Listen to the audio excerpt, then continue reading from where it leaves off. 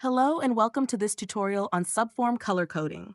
The subform color coding feature allows changing the colors of subform or task form buttons based on user input.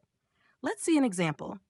We have a form here that has several static subform fields, each recording different observations about various items in a factory. They are all linked to a subform that has a single select question with the options OK and not OK, and its reference name is state. We want all the subforms submitted with OK to be colored green and those filled as not OK to be colored red. To do so, we will go to the subform's default tab and define some logic under color coding of the parent reference. We will add the statement underscore state equals equals 001,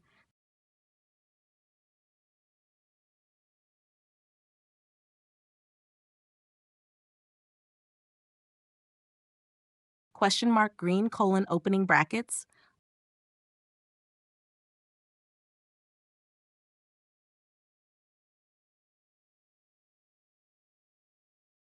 underscore state equals equals 002 question mark red,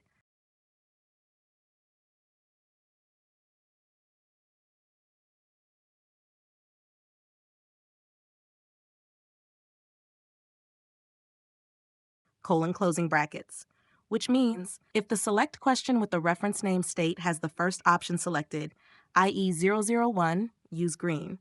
Otherwise, if the second option is selected, i.e. 002, use red.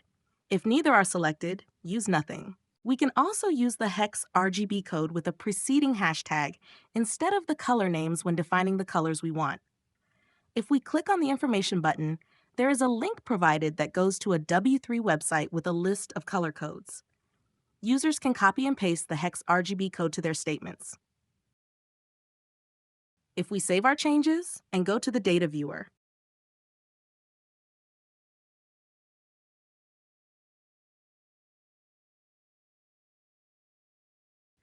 you can see that if I fill in OK for observed door, the subform button is colored green. If I fill in not OK for observed window, the subform button is colored red.